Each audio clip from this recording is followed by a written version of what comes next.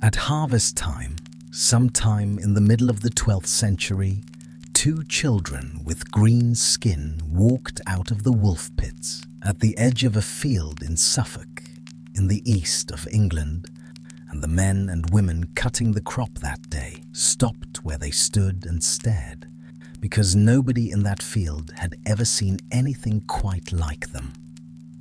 They were a boy and a girl. Their clothes were cut from a material the villagers who found them did not recognize, in a color they did not recognize either. They spoke to each other in a language nobody in that village had ever heard, and their skin, from their faces to their hands to their bare feet, was completely green. Nobody has ever been able to explain them. From that day to this one, everything anybody knows about those two children comes from two men who had never even met them. They wrote it down decades after the fact, and they contradict each other about the date, about how the children arrived, about the house that took them in, and about what became of them afterward. Underneath those two accounts, there is nothing. No court record, no inquest, no letter from anybody who was there. So where did the two children come from? Why was their skin green? And what did green mean to the people standing in that field looking at them? When the only two men who ever wrote this story down contradict each other, is there any way to know what actually happened? And in 8 centuries of explanations, and there have been a great many, has anybody ever produced an explanation that fits everything the two men wrote down? We'll get to all of it soon. But before we set out, if these slow journeys through history help carry you off to sleep, take a moment now to subscribe to the channel, and we will be here to do this for you again, every single night. And let me know in the comments where you're listening from tonight, and what time it is for you as you settle in. Now, dim the lights, pull the blanket up, tuck your feet in. We begin in a field at the end of summer, with the reaping half done. The village is called Woolpit, and it sits in the middle of Suffolk, in the flat, green farming country of East Anglia, a few miles from the town of Bury St Edmunds. The name has nothing to do with wool. It comes from the wolf pits. These were deep pits cut into the earth at the edges of the fields, dug for the purpose of catching wolves. You dig a large hole. You lay branches over the top of it. Then you go home and get on with your life. It is not a sophisticated plan. It is, however, a plan that works while you are asleep, which is more than most plans manage. So the village was named for its most notable feature, which was a set of holes in the ground with dead wolves in them. Medieval English place names are, as a rule, extremely honest. Picture the fields at the end of a 12th century summer. The barley and the wheat are standing at full height, and the whole village is out in them, because harvest is the one job in the farming year that cannot wait and cannot be done by a few people. Men move down the rows with sickles, cutting the crop off near the ground. Those men are the reapers. Women and children come behind them, gathering the cut stalks and binding them into sheaves, and the sheaves get stood up in rows to dry. It goes on from first light until the light is gone. There is dust in the air and chaff, and everybody's arms are cut up from the stubble. Down the road at Bury St Edmunds there is a great abbey, one of the richest in England, and its bells carry a long way over open ground. Out here, that sound is just part of any ordinary day. Now the wolf pits are at the edge of the field, where the crop stops. What happened at those pits is not documented in the way we usually mean that word. There is no court record. There is no inquest, no parish register, no letter from anyone who was standing there. What there is 2 chronicles, written decades afterward by 2 monks who were not present, who never met the children, and who did not agree with each other. A medieval chronicle is not a newspaper.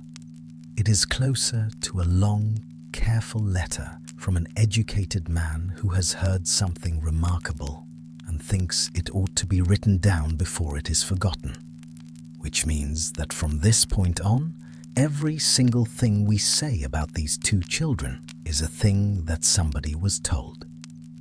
The reapers were working the field when the 2 strange children were found inside one of these wolf pits. Here the 2 accounts already part company, and I want to be clear about which man says what, because people have been fusing these 2 versions into one story for centuries. William of Newburgh says the children came out of the wolf pits themselves during the harvest, in front of the reapers. Ralph of Coggeshall says the children were found near a pit, and that they had become lost some time before that, following their father's cattle into a cave, and then following the sound of bells until they came out into the light. 2 different arrivals. Same 2 children. What the accounts agree on is what the reapers saw. A boy and a girl, of ordinary human shape, ordinary human size, holding on to one another.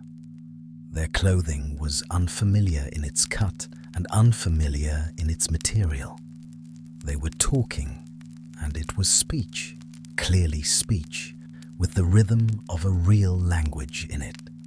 But not one person in that field could understand a word of what they said. And they were green, not sickly around the edges. Their skin was just green. Now, the reapers of Woolpit did not run away, and they did not drive the children off, which is the first genuinely surprising fact in this story, and it is the one nobody ever repeats. 2 green children of unknown origin, speaking an unknown tongue, come up out of a hole in the ground in the middle of the most important work of the farming year, and the villagers stop the harvest and pick them up and carry them home. So, green. The moment you hear that word, your mind begins offering you explanations, and it is going to keep doing that for the rest of the night. So let us start now with the first 3. The first explanation is medical. There is a condition described in European medicine for centuries and once called green sickness, in which severe anemia gives the skin a pale cast with a distinctly greenish tone to it. In the modern literature, it is chlorosis, and it is associated with iron deficiency and with the kind of prolonged, grinding malnutrition that children who have been lost or displaced or badly fed will show. The reading was pushed by the writer Paul Harris in the 1990s, and the medievalist Derek Brewer took it seriously, and John Clark, who has written more carefully about these children than anyone alive, gives the medical possibilities a full and fair hearing. It has real strength. It explains a colour, and it explains why 2 children found at the edge of a field were starving. Chlorosis, though, produces a pallor with a green cast to it. It does not produce a child who is green from the scalp to the soles of the feet, which is what both chroniclers describe. And these were farming people who had seen hunger and seen sick children every year of their lives. Whatever they were looking at, it was strange enough that 2 monks who never went to Woolpit heard about it and thought it worth the ink. The second explanation is older than the first, and it is about what the colour meant. In the folklore of these islands, and of a good deal of Europe, green is the colour of the other side. It is the colour the fairies wear. It is the colour of the ones who are not from here. A green child is not simply an ill child. A green child is a marked child, and a medieval villager standing in that stubble knew that as surely as they knew the price of bread. The third explanation is not about the children's bodies at all. It is about the two men holding the pen. For most of the Middle Ages, the Church was at war with Christians who believed the wrong things. The most famous of them were the Cathars, a sect in southern France that the Church condemned, hunted, and in the end destroyed entirely. And in the religious writing of those centuries, green could be used as a mark, not a colour anybody saw. A signal put on the page that the person being described was spiritually foreign, wrong in the soul rather than wrong in the blood. This is the reading set out by the scholars Gammy and Foxon. On their reading, the chroniclers were not telling you what shade these children were. They were telling you what kind of strangers they were. And where the evidence sits is this. Nobody can show that William of Newburgh or Ralph of Coggeshall meant any such thing. Both of them write as though the greenness was simply there, in front of the reapers, the way the sky is there. It is a reading of what a medieval writer might have been doing, not a record of what he said he was doing, and it rests on how other writers in his century used the word. Which of those three is right is a question we are going to keep failing to answer in increasingly interesting ways for the rest of this episode. Set the colour aside for a moment, because it is not actually the strangest thing about the children. Two other details are. The first is the speech. The children talked to one another constantly, and nobody could place it. Suffolk in the 12th century was not a linguistically innocent place. This is a country with English in the fields and Norman French in the manor houses and Latin in the churches, sitting on a coastline that had been trading with the Low Countries for centuries. People here had heard foreigners before, but had never heard this language.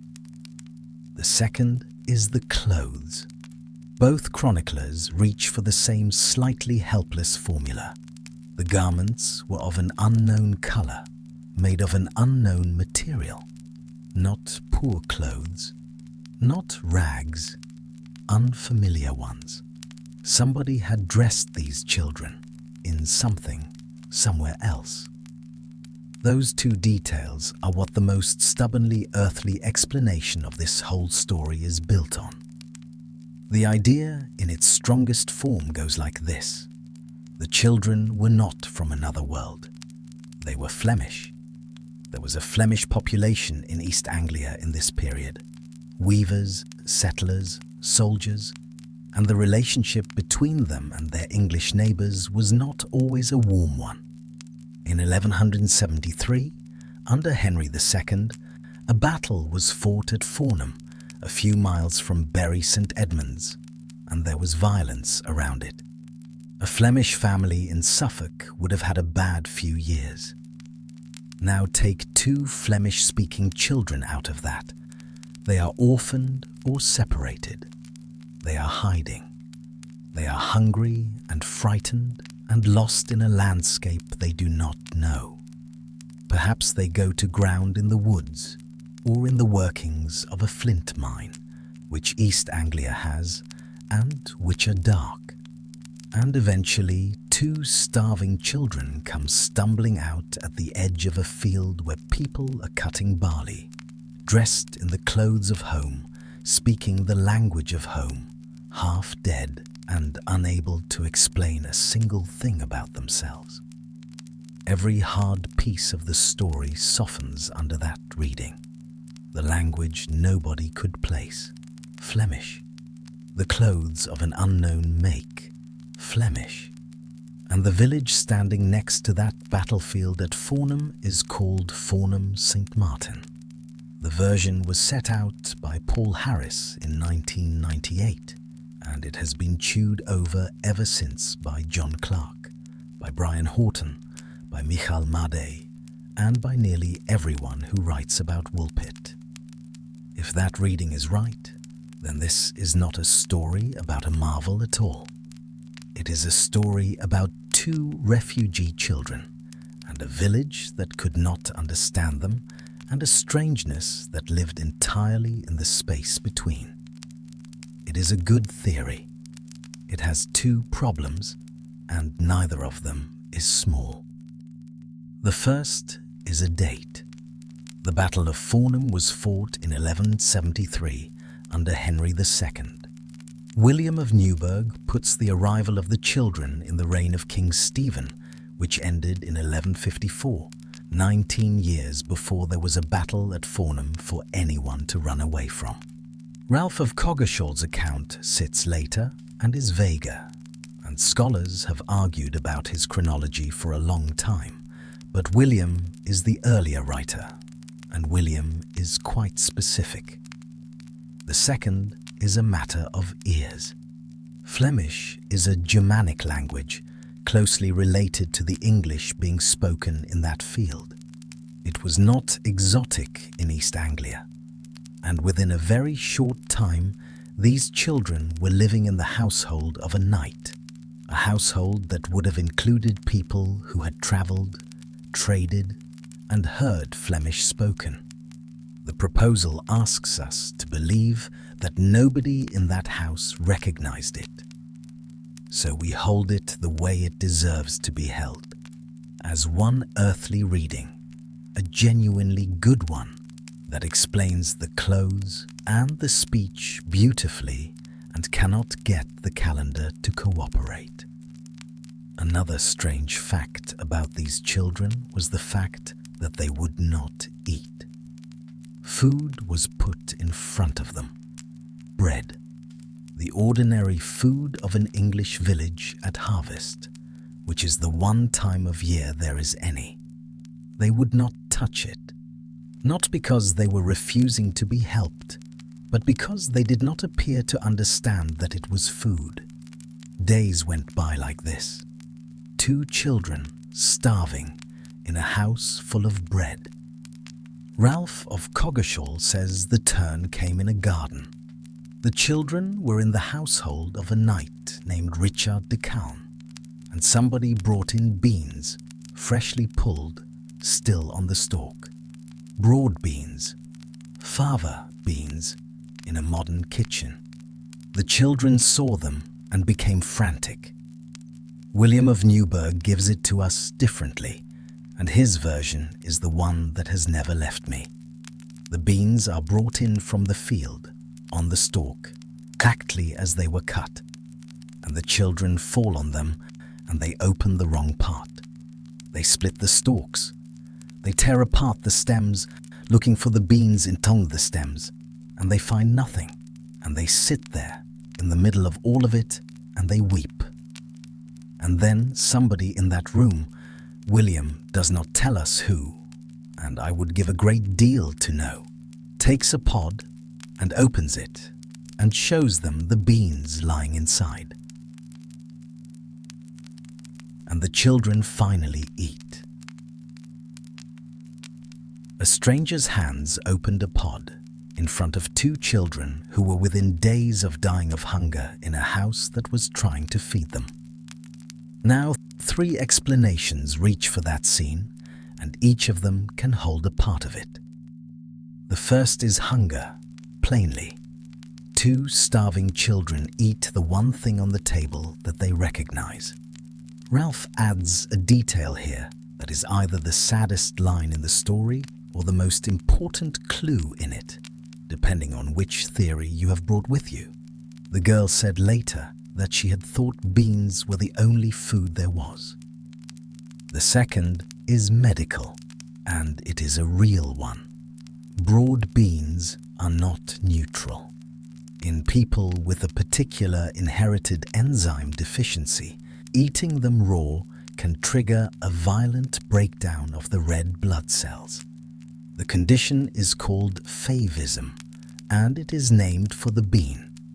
It causes anemia. It causes jaundice. It makes people sallow and weak, and in children it can kill. And these two children were eating raw broad beans and eating nothing else at all. It is possible. It is also completely undocumented for them, and nobody has ever suggested how a family would come to feed a child nothing but beans. The third explanation was old before either chronicler was born. In the folklore of Europe, the bean belongs to the dead. Beans were the food of funerals and of the underworld, the crop associated with the return of the departed, and the eating of them carried meaning that had nothing to do with nutrition. And there is a rule that runs through every Otherworld story ever told on this island. What comes from the other side will not eat our food. It cannot, or it will not, or it must not. It eats one thing and one thing only, and the thing it eats is a food of the dead. Two starving children who will accept no human food and who eat the funeral bean. You may take that as a coincidence. Medieval Europe ate a great many beans, but the folklorists did not invent the detail to suit themselves. It is sitting right there in the chronicles, put down by two churchmen who had no interest whatsoever in fairy stories, and it fits the shape of a folk tale so exactly that it makes the hair stand up on your arms. The children were carried to the house of a knight. This is Ralph of Coggeshall's contribution, and it is the single most valuable thing he gives us. He names the man, Sir Richard de Calne of Wykes, a knightly household a few miles from Woolpit, with land and servants and a hall. Ralph says the children were brought there and kept there, and he tells us where he got the story. He heard it from Richard de Calne himself, and from the people of his house. William of Newburgh does not build his account around Richard de Calne at all. William's story stays with the village and the reapers and a set of trustworthy men he never names. So picture the hall. A fire in the middle of the floor or against a wall, rushlight and candles, smoke going up into the roof beams, dogs, servants coming and going. A better table than the children had seen in any cottage, and on it, now, a supply of raw beans, which is what they will eat and all they will eat. And there, in that house, over weeks and then months, the ordinary work of the story gets done. The children are watched. They are fed. They are given somewhere to sleep. Slowly, the boy and the girl begin to take other food. Slowly, the girl begins to pick up English words in the way that any child dropped into a house of strangers picks up words, one object at a time. Whatever the household had decided these two were, they were not treated as something inhuman. They were treated as children, because that is what they were. I want to mark something here, because it is easy to sail past. Everything you will hear for the rest of this episode, every word the girl ever said about where she came from, comes to us through this house. She learned her English here. She said what she said in this hall to these people. Ralph got it from them, decades on, when they were older and she was a grown woman. The chain has exactly one link in it, and the link is a Suffolk knight's memory of what a child once told him. Ralph also passes on the household's opinion of the girl and it is not a kind one. He records that she was thought impudent, wanton in the older sense, difficult.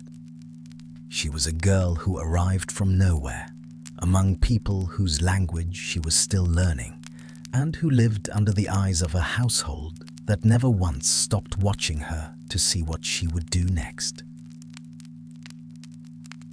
Eventually, the green went away. It did not happen at once. As the children came off the beans and began taking the ordinary food of the household, bread, pottage, whatever was in the pot, the colour drained out of them by degrees, and after some months both of them looked, to everyone watching, like any other child in Suffolk. You can feel how much weight that one fact carries. A colour that fades when the diet changes is exactly what a deficiency does. It is not what enchantment does. This is the strongest single card the medical reading holds, and it is a good card.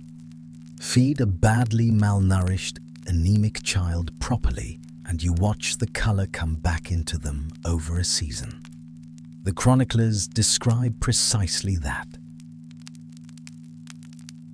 But it did not save the boy.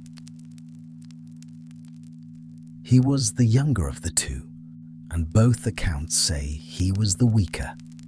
He was sickly from the time they found him. He grew thinner rather than stronger. William of Newburgh says he was baptized, and that he was sick, and that he died a short time afterward. Ralph of Coggeshall says he died before he had learned to speak a word of English. The boy died. He never told anyone his name, or where he had come from, or what he had seen, and nothing he knew survived him. He is in this story for a few weeks, and then he is buried in Suffolk ground, and everything else we have was said by his sister. And here the favism reading closes its hand. Raw, broad beans, eaten alone, day after day. Two children whose colour was wrong, and the younger of them sickens and dies. For a modern reader, that is the click of a lock turning. That is what the medical reading, at its most persuasive, actually offers us. A small, sick, starving boy who was too far gone by the time anyone found him. It is a coherent explanation, and it is probably the likeliest single thing in this entire story. And it does not close the case, because a deficiency does not produce two children who are green from head to foot, and a deficiency does not explain the language, and a deficiency does not explain the clothes, and a deficiency certainly does not explain what the girl said next. Because the girl lived. The green left her, the words came to her, and the household that had spent a year unable to ask her anything at all could finally ask her the only question that mattered. "Where did you come from?" She answered. And this is the point at which a story about two hungry children in a field becomes the reason we are still talking about them 800 years later. William of Newburgh reports her answer in the most detail, and it is extraordinary. She said they came from a country called St. Martin's Land. The people there were Christians, she said, and they had churches. It was a land of perpetual twilight. The sun did not rise there as it rises here. There was no full day and no full night, only a long, dim light, like the light in our sky after the sun has gone down and before the dark comes on properly. And across a broad river from her country there was another land, a shining one, which the people of her twilight country could see and did not go to. That is William's account of her country. He gives us no tunnel and no doorway.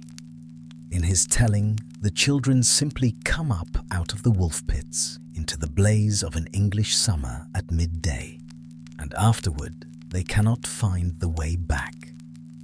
Ralph of Coggeshall's version differs, as it always does. In Ralph, the homeland is a place where everything is green. The people, the land, all of it green. And Ralph is the one who gives us the passage. The children were following their father's cattle. They went into a cavern. They heard bells ringing somewhere ahead of them, and they walked toward the sound and came out into the light at the pits. Do not let anyone tell you these are the same account. They are not.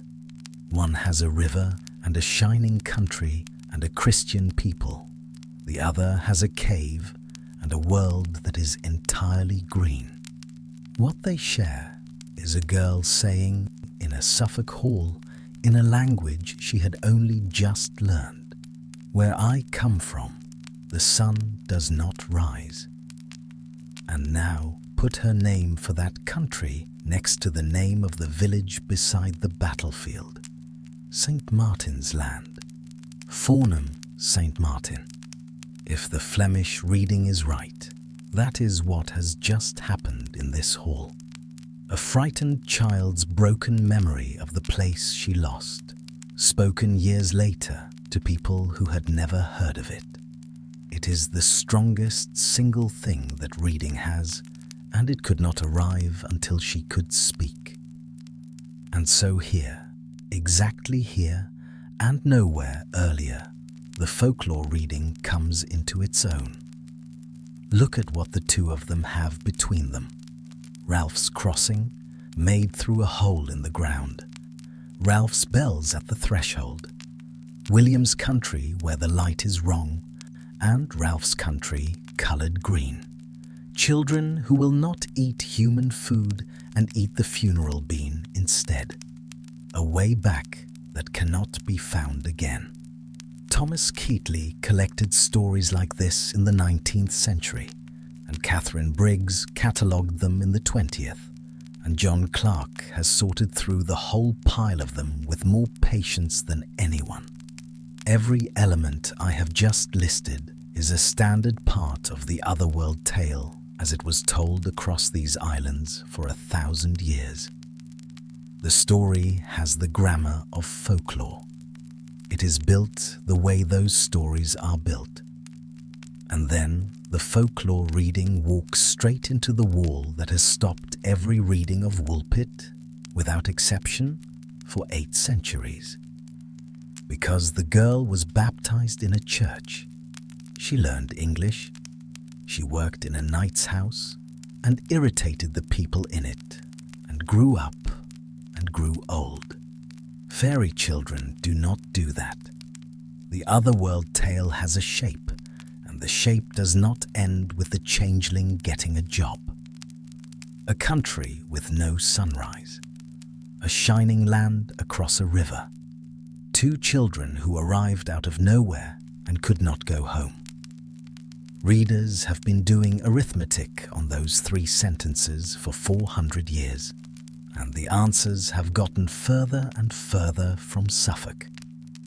In 1621, Robert Burton, a scholar at Oxford, put the Green Children into his enormous and magnificently disorganized book, The Anatomy of Melancholy, in a passage where he is turning over the question of whether there are other worlds and whether anything lives on them. He does not commit.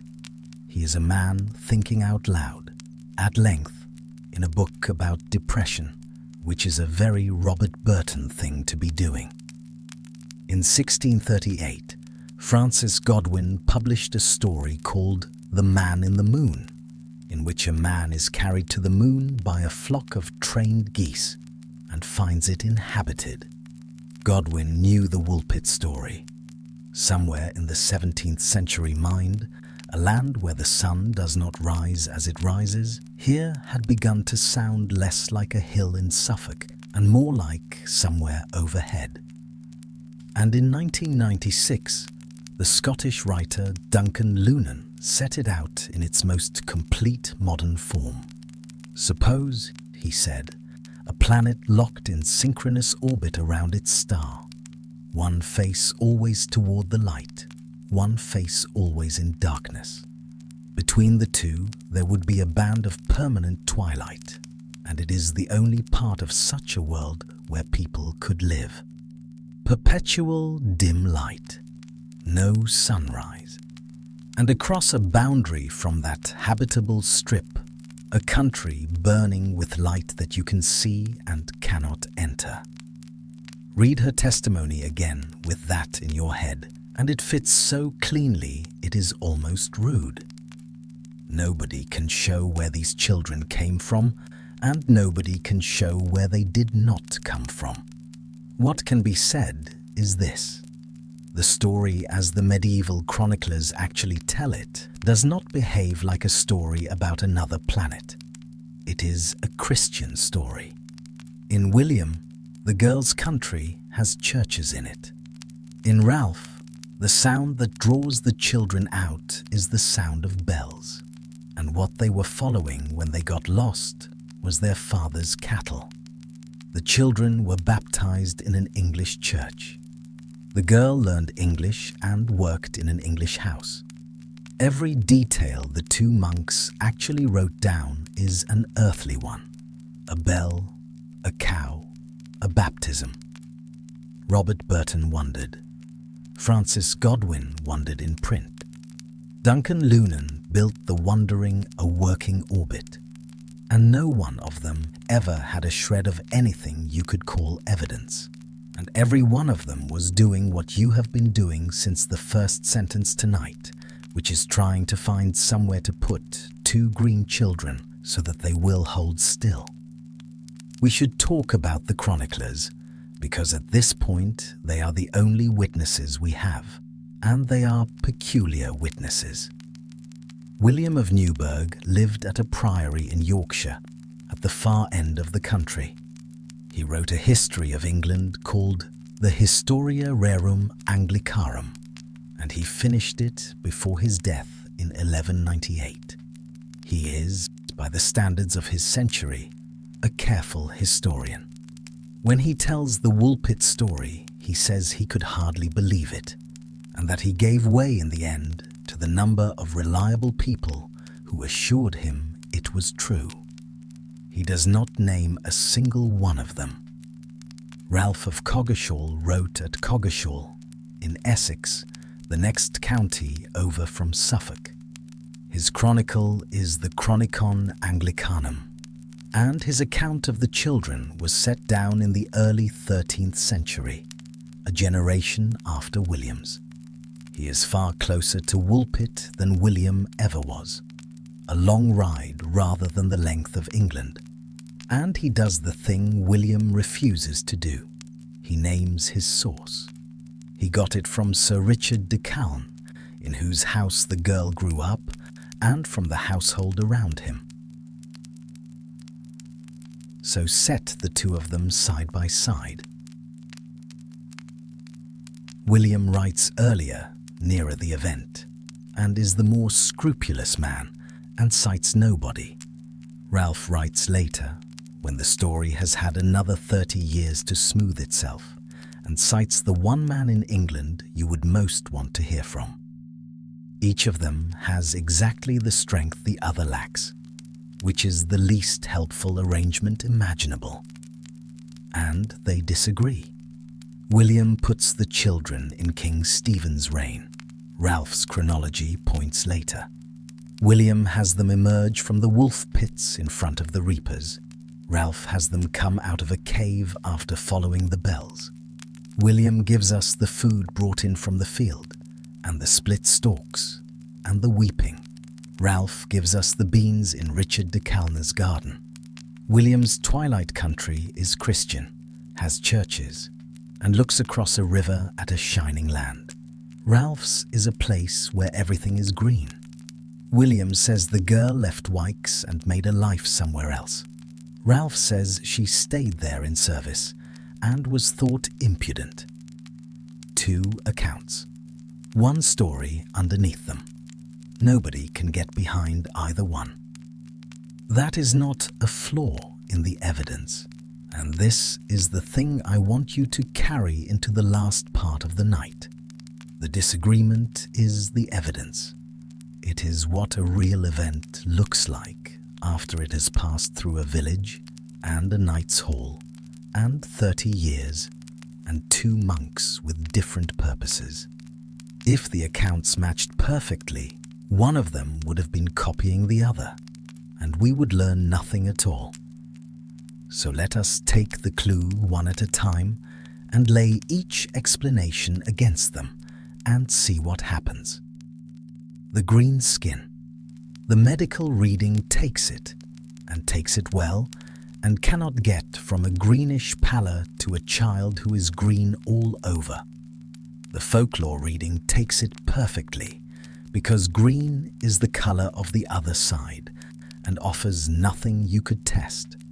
And the heresy reading takes it in a way none of the others do, by saying the green was never on the children at all, only in the chronicler's choice of word, which explains the one clue and, by its own logic, cannot touch another. It has nothing to say about the language, the clothes, the beans, or the country without a sun. The language nobody could understand. The Flemish reading takes it and takes it best of all. The medical reading has nothing to say about it whatsoever. The folklore reading takes it easily, because that is how otherworld speech works, and again gives you nothing to hold. The clothes of unknown material and unknown colour. Flemish takes it. Nothing else even reaches for it. The refusal of all food, and then the raw beans. Hunger takes it. Favism takes it, and then has to explain how 2 children came to eat nothing else. Folklore takes it whole, bean and burial and all, and asks you to accept that a Cistercian abbot faithfully preserved a fairy motif he did not recognize. The twilight country. Folklore takes it. The cosmic reading takes it.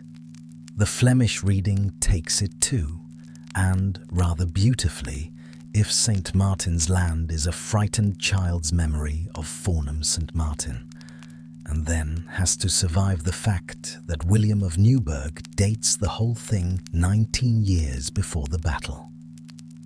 The boy's death. The medical reading takes it and does not need to strain. Everything else is silent. The girl's ordinary life. And here they all fall down together. She was baptized, she learned English, she worked in a house, and she was thought difficult. The medical reading survives that. Nothing else does, and the medical reading is the one that cannot explain the colour, or the clothes, or the speech, or a word of what she said about home. Every explanation on this table takes some of the clues. Not one of them takes all of the clues, and they cannot be added together because they contradict one another. A Flemish refugee child is not a fairy child, and a fairy child does not have chlorosis. There is no winner here tonight. I have been reading about this for a long time, and I do not have one to give you. In 2024, John Clarke published a book about the Green Children of Woolpit after most of a lifetime spent with them. It is not a book that solves anything, and the reviewers noticed that and said so admiringly, because what Clarke does instead is more difficult. He goes back to the manuscripts. He traces what each chronicler could have known and from whom. He follows every explanation that has ever been offered. The Flemish, the medical, the fairies, the moon, back to the person who first offered it, and shows you what they were doing and why. And what emerges is a warning. Every generation that has met these children has explained them, and every explanation has told you more about the generation than about the children. The Victorians found a fairy tale because the Victorians were collecting fairy tales. The 20th century found a medical case because the 20th century diagnosed things. The space age found a planet. The modern age of migration found refugees. The children go under again and again, and something else stands up wearing their clothes. Underneath all of it, something happened. Two chroniclers, writing decades apart at opposite ends of England, tell a story with the same core. Two children, strange in colour, strange in speech, strangely dressed, who would eat only raw beans, the colour fading, the boy dead, the girl grown, speaking, describing a country without a sun. That shared core is not nothing. It is the shape of something that people in Suffolk really did tell each other about in the 12th century because they believed it had happened to them. And what that something was, we do not know. Not the children's names, not their language, not what they had lived through before somebody found them at the edge of a barley field. The honest answer is that this remains unresolved, and it will remain unresolved, because the only two documents that could resolve it are the two documents that disagree. That is not a failure. It is the most interesting thing about the whole story, and it is the reason it has outlived every explanation ever attached to it. The boy died young, in a country he never learned to speak the language of, and nobody wrote down his name. The girl lived. She lost the green. She buried her brother among people whose language she was still learning. She learned English well enough to describe a sky. She was baptized and worked, and was thought difficult by a household that had watched her since the day she came out of a hole in the ground. And I have always thought she was entitled to be difficult. According to William of Newburgh, she married a man at King's Lynn, on the coast. There are later writers who give her a name and a husband with a name. But those identifications come centuries afterward, from people building family trees, and they are not secure enough to hand to you as fact. So the girl who came out of the wolf pits grew up and married and lived out an ordinary adult life in an ordinary English town, a long way from the field where the reapers found her. Woolpit is still there. The pits are gone. The fields around it are still farmed. And the whole of what we know about the two children who came out of those pits amounts to a few hundred words written by two monks who never met them and who could not agree. That is the marvel. Not the green and not the twilight country. The marvel is that an impossible childhood was followed by an entirely ordinary life, and that the woman who lived it went to her grave carrying the only true account of where she had come from, and told it once, in a language she had learned late, to a Suffolk knight who remembered. Dim the lights. Pull the blanket up. Tuck your feet in. Sleep well.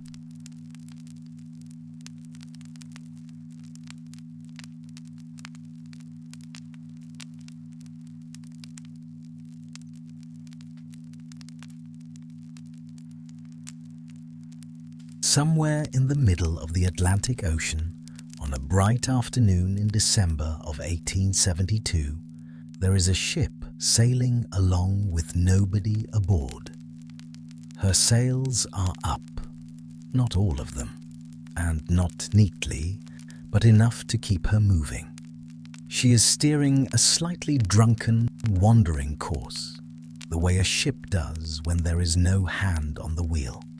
The sun is out. The sea is an ordinary grey-blue, and there is not a single living person anywhere on her deck. The ship's name is the Mary Celeste. She is a small American merchant ship, and 9 days ago there were 10 people on board. A captain, his wife, their daughter, and 7 crewmen. Right now, none of them are here. Their belongings are. Their food is, 6 months of it, still sitting in the stores. The cargo is still sitting exactly where it was loaded days ago. The only thing missing, besides the people, is the ship's one small lifeboat. Now, you have almost certainly heard of this ship. And here is the strange part. Almost everything you've heard about it is wrong. What happened to the 10 people who were on board? Why would everyone aboard leave, when at first glance everything seems perfectly normal? Was it pirates? Was it a sea monster, the way the storytellers wanted it to be?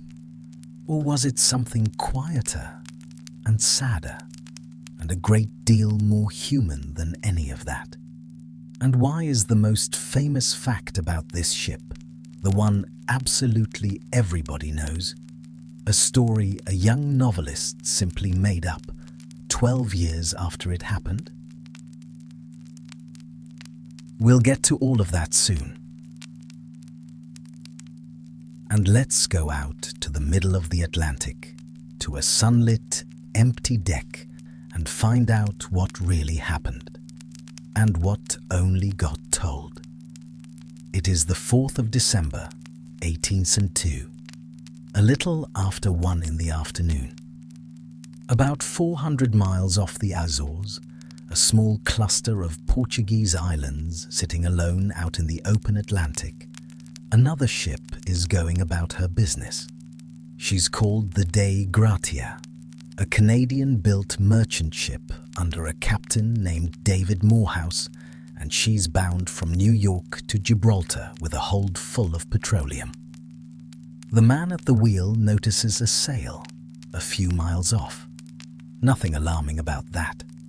But as the 2 ships draw closer, the men on the Dei Gratia start to frown. The other ship is moving wrong. Her sails are set badly, some up, some missing, a couple just hanging loose. She wanders back and forth across the wind, the way a horse wanders when it works out that nobody's holding the reins. They watch her for 2 hours. In all that time, not one person appears on her deck. Nobody touches a sail. Nobody waves. Nobody comes to the rail to look back at them. So Captain Morehouse does the thing any sailor would do. He sends a boat across. 2 of his men, his mate, a steady fellow named Oliver Devoe, and the second mate, climb up onto the deck of the silent ship, and they find nothing. Or rather, they find everything except the one thing they're looking for. They find no people. The deck is wet and a bit of a mess. There's water down in the hold, about 3.5 feet of it, which sounds alarming until you remember that this is a wooden sailing ship in December, and 3.5 feet of water in the bottom of one of those is roughly the maritime version of a damp basement. Annoying, worth pumping out, not a reason to abandon the building. One of the ship's 2 pumps has been taken apart. A length of rope is trailing over the side, down into the sea. The compass box has been knocked off its stand, and its glass is broken. Down in the cabin, it's stranger still, precisely because it's so ordinary.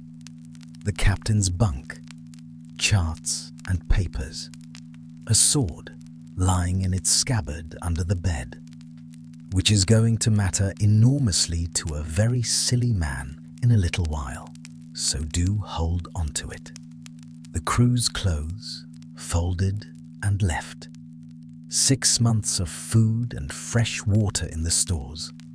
The whole cargo, barrel after barrel, sitting untouched.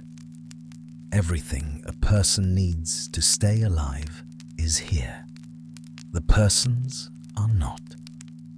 And lashed across one of the hatches there is an empty space and some cut rope where the ship's single small lifeboat, a little open boat called a yawl, used to be.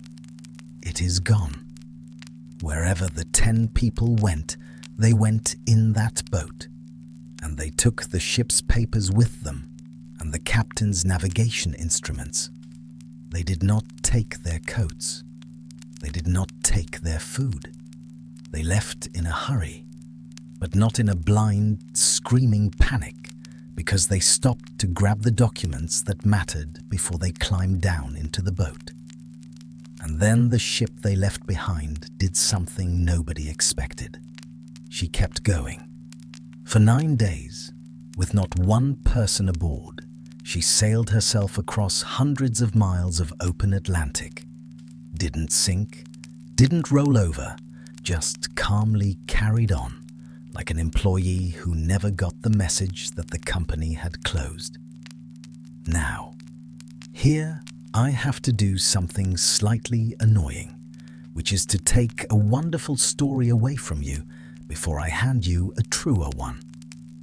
Because if you already knew the tale of the Mary Celeste before tonight, the version in your head probably goes something like this. A ghost ship, found drifting and dead silent.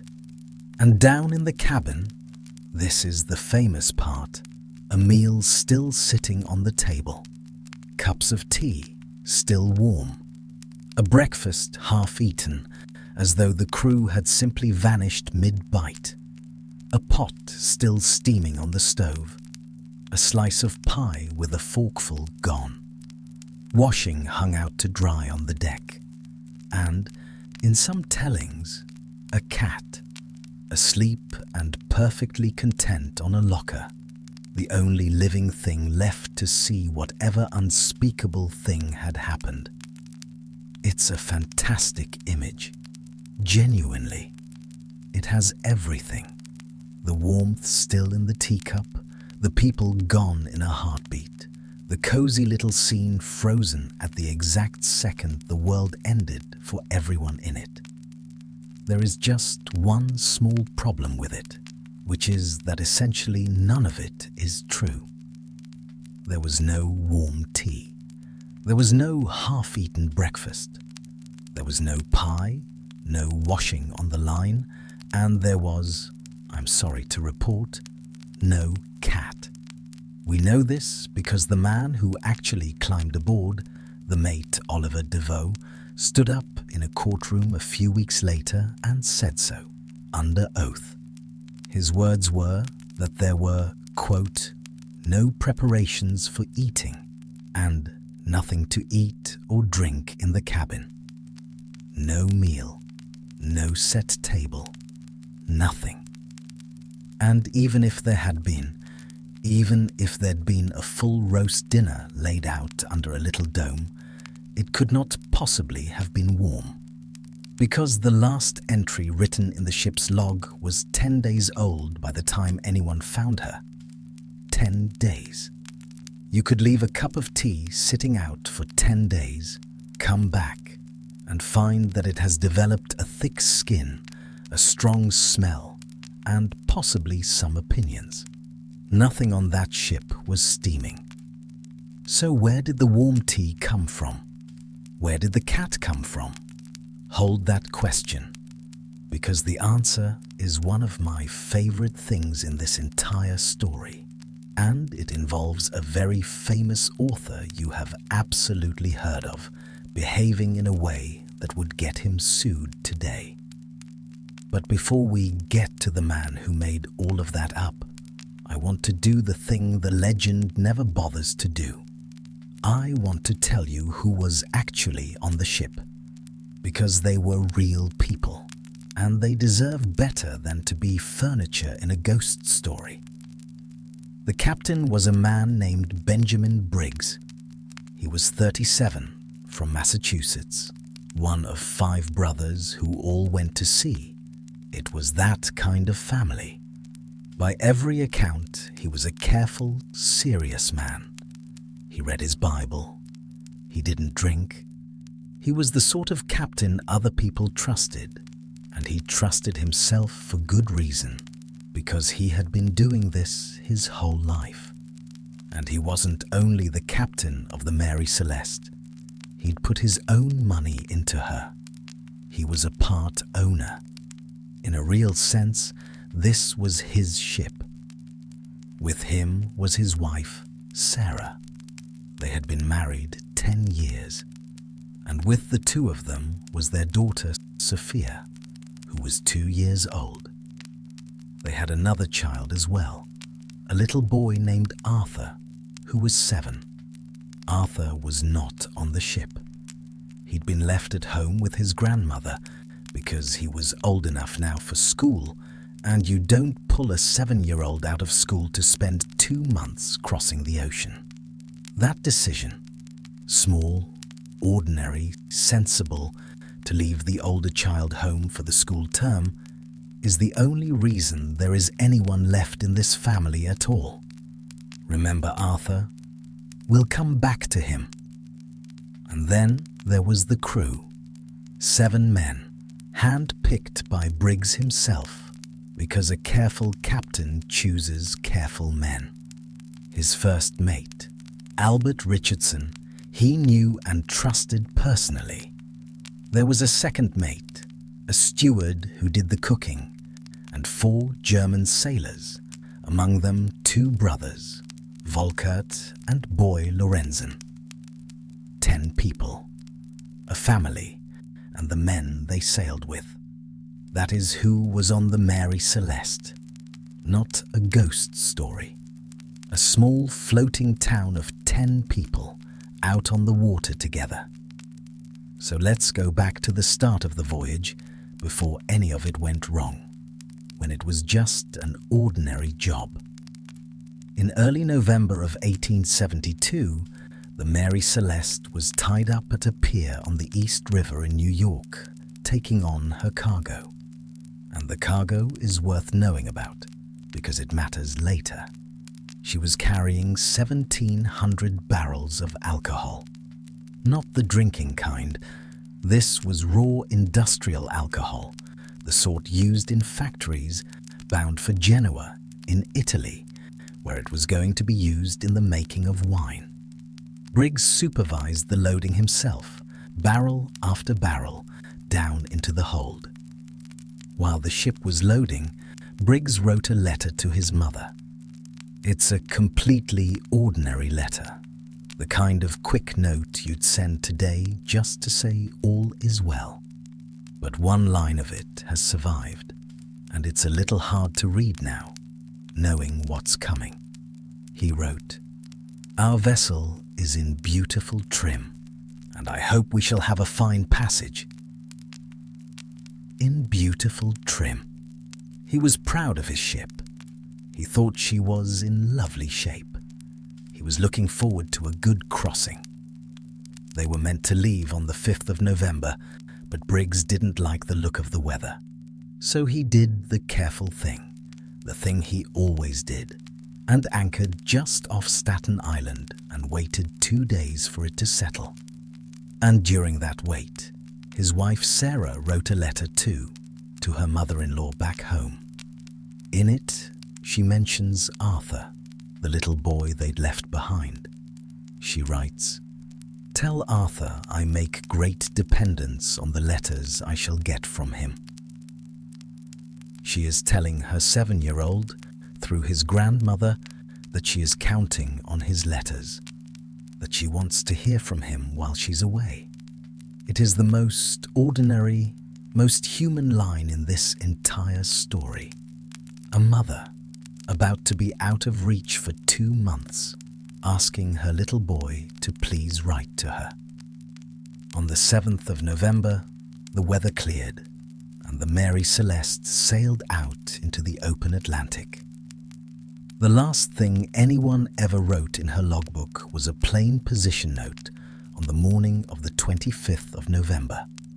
It placed her right beside a small island in the Azores called Santa Maria. After that, the log is blank. Whatever happened to the 10 people on board happened somewhere past that quiet, ordinary morning. Out beyond the last island, in open water, with no one else around for hundreds of miles. So picture the spot Captain Morehouse of the Dei Gratia is now in.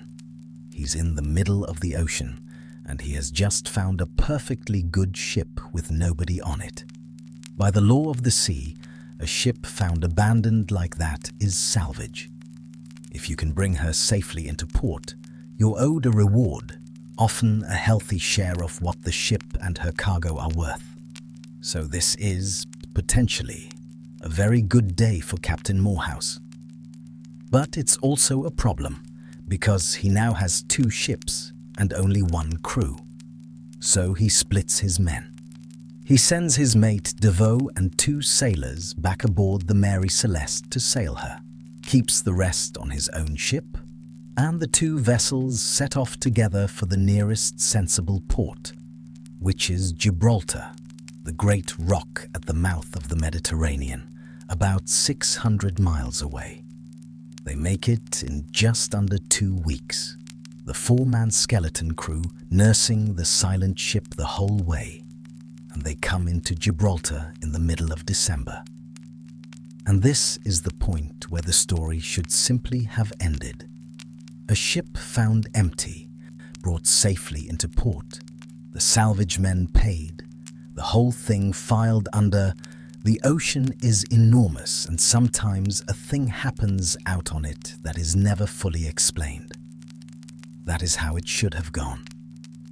It is not how it went, because waiting in Gibraltar was a man who looked at this sad, soggy, empty little ship and saw the crime of the century.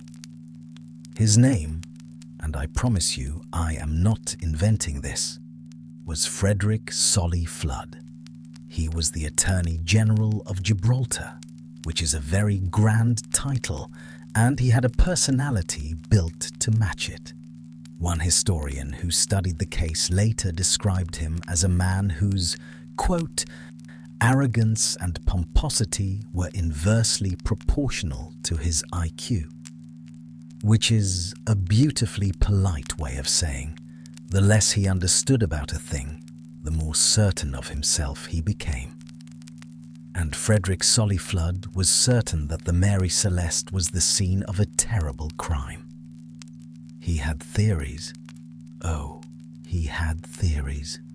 Perhaps the crew had broken into the alcohol cargo, gone mad with drink, murdered the captain and his family, and fled. Perhaps Captain Morehouse and the men of the Dei Gratia had crept up on the Mary Celeste, killed everyone aboard, and invented the whole "we found her abandoned" story to collect the salvage money. Murder, mutiny, conspiracy. Solly Flood was open to all of them, so long as it was a crime, because a man does not get this excited about a damp basement and some missing rope. So he investigated for 3 months, and he went looking for evidence of a slaughter with the tireless energy of a man who has already decided exactly what he is going to find. He found the sword, the one under the captain's bunk. I told you to hold on to it. He drew it out, and there were stains on the blade, and Solly Flood knew, that he was looking at dried blood. He found dark marks cut into the timbers of the hull near the bow, and he became convinced they'd been made with an axe or a blade. Signs of violence, evidence of the massacre. He had it. He had his crime. And then he made the fatal mistake of letting people who actually knew things look at his evidence. The stains on the sword were sent off to be properly analysed. They were not blood, they were rust, with perhaps a trace of something like spilled lemon. The sinister cuts on the hull were examined by a captain from the United States Navy, who took one look and explained that they were entirely natural, just the ordinary way the sea works at the timbers of a wooden ship over the years. Not an axe, not a blade. Water and wood and time. Every single piece of Frederick Solly Flood's great murder case turned out to be the nautical equivalent of being startled in the dark by your own coat hanging on the back of a door. He spent 3 months hunting killers, and what he had actually found was rust, weathering, and his own imagination. In the end, he had to let the ship go.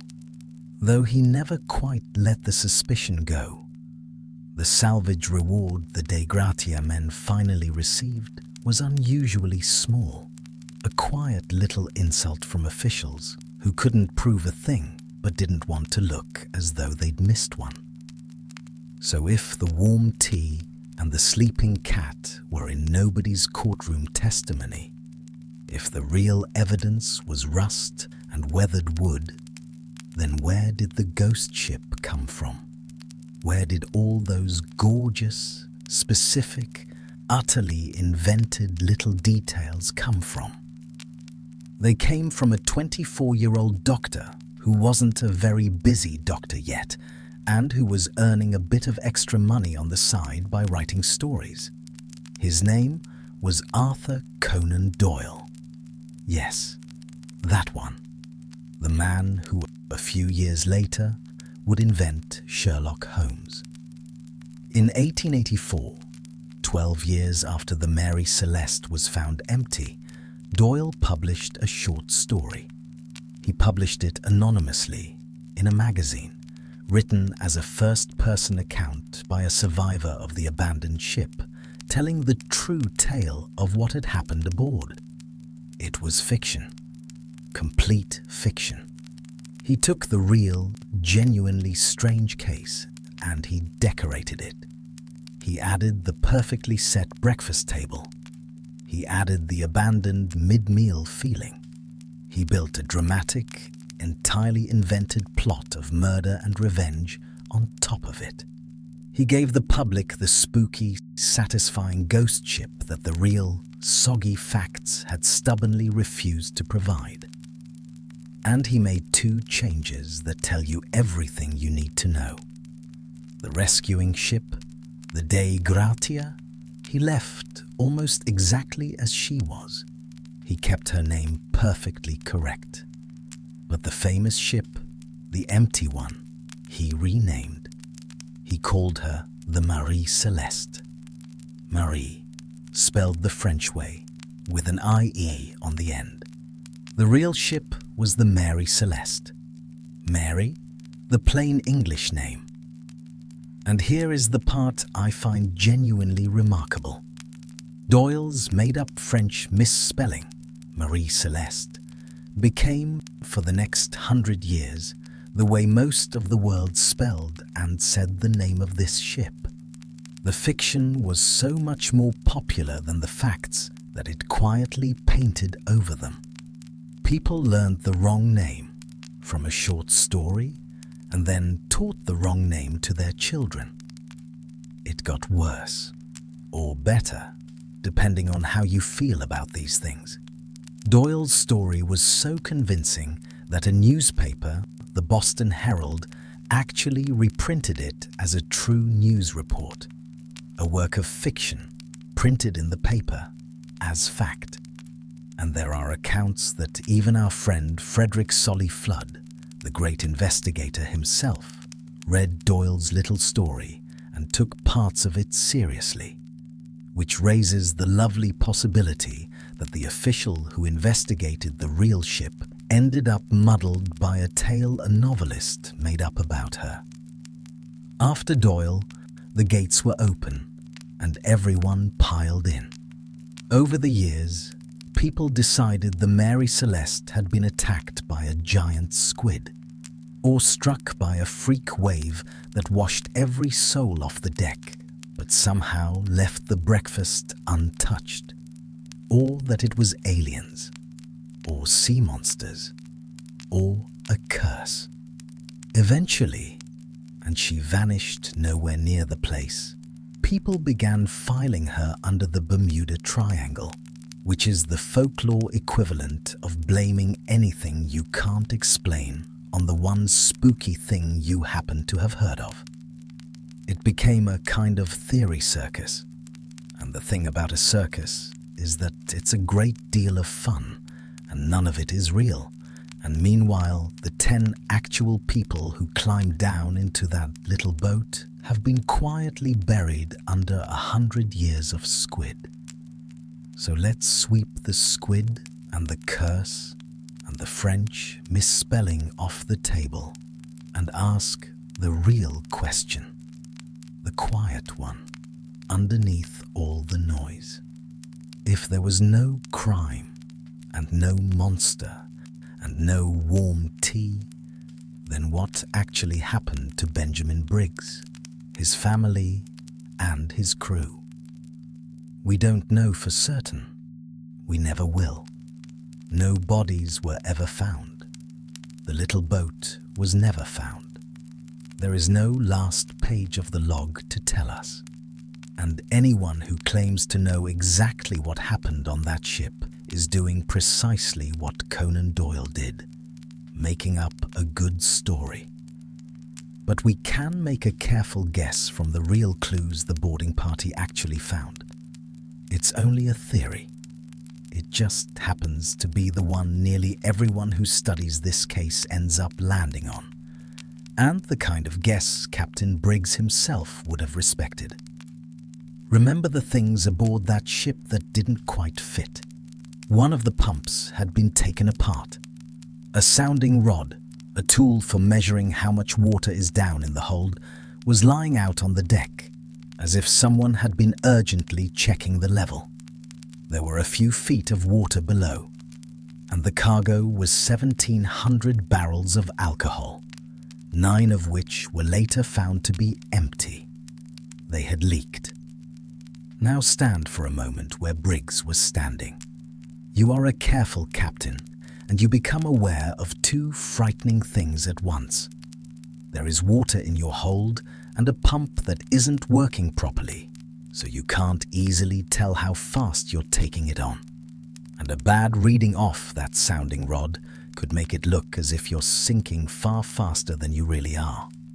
And at the very same time, you may be smelling alcohol fumes rising up out of the hold from those leaking barrels, in an age before anyone properly understood how and when fumes like that might catch and explode.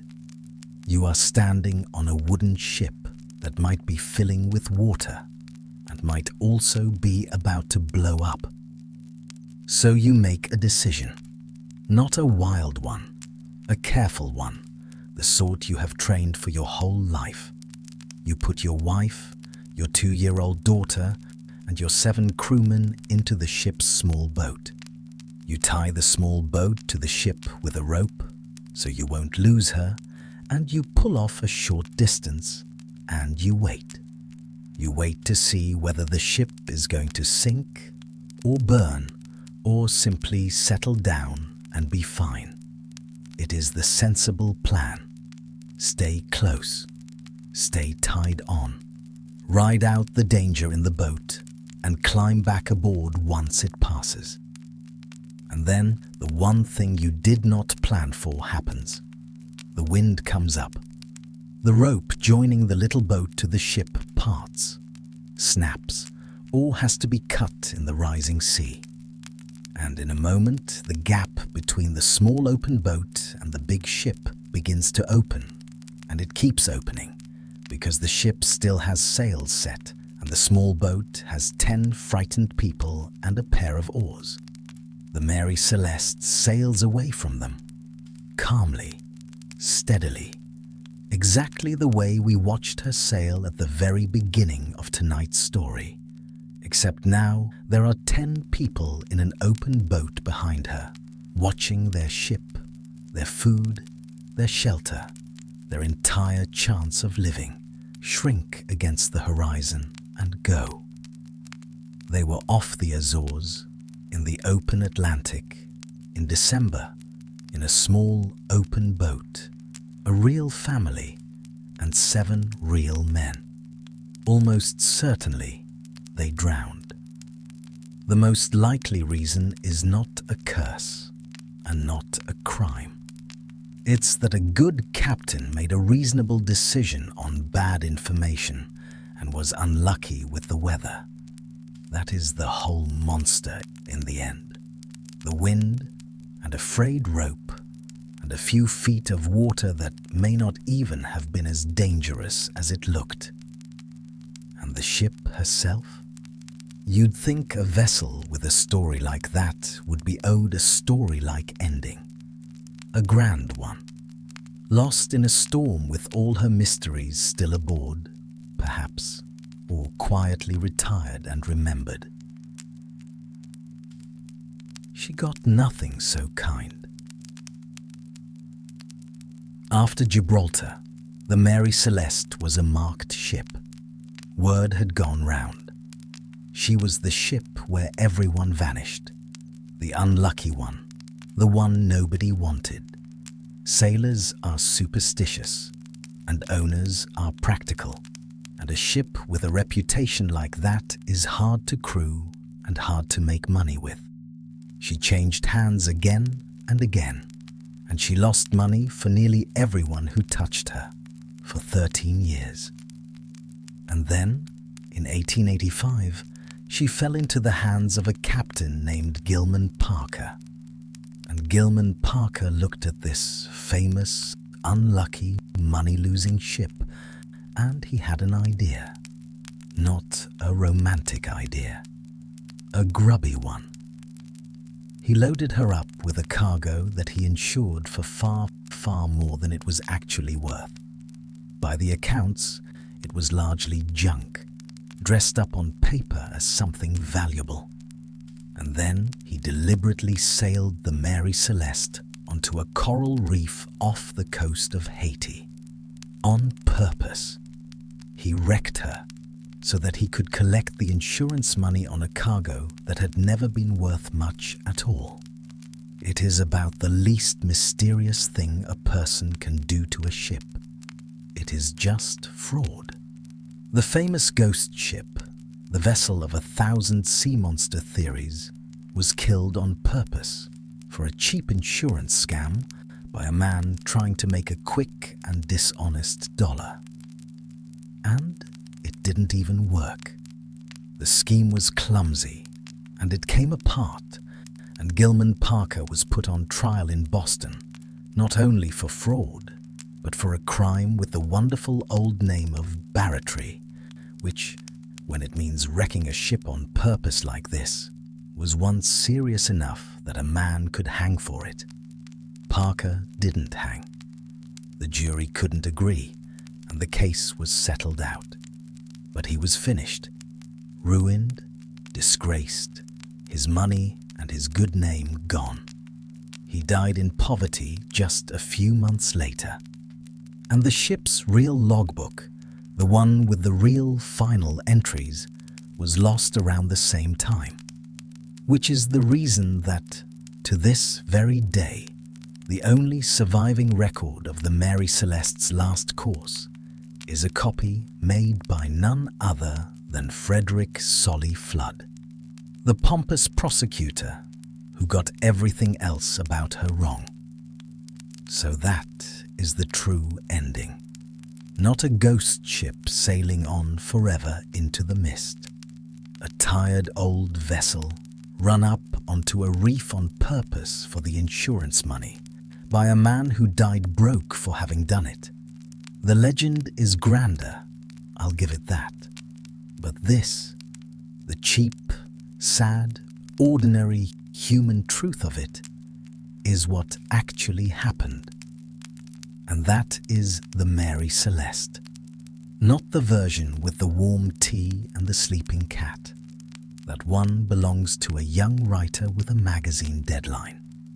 The real one is quieter and sadder, and in its own way far stranger. 10 ordinary people who did a sensible thing and were lost for it.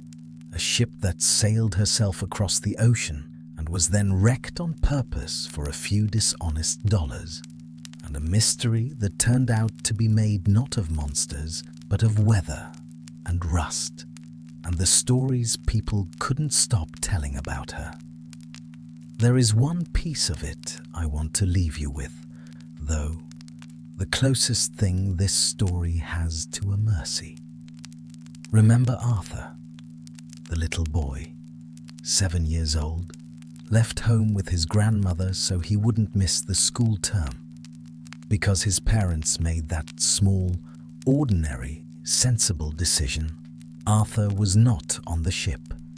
He grew up. He lived a long life. The family that went out onto the water did not all go.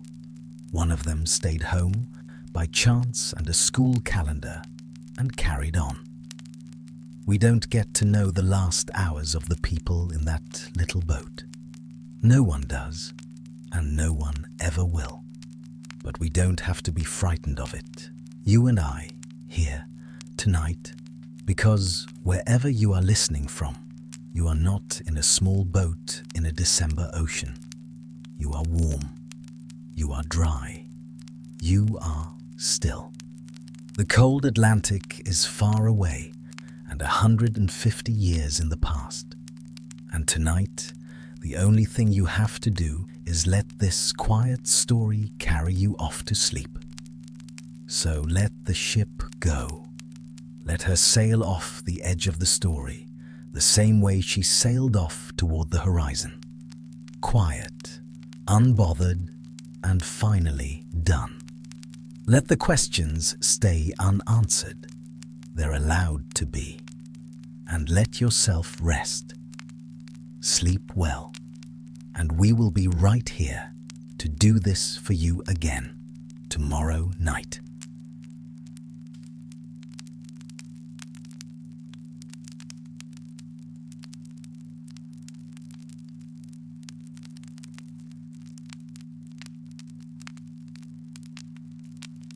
In the year 1587, 117 English men, women, and children built a settlement on a sandy island off the coast of what we now call North Carolina.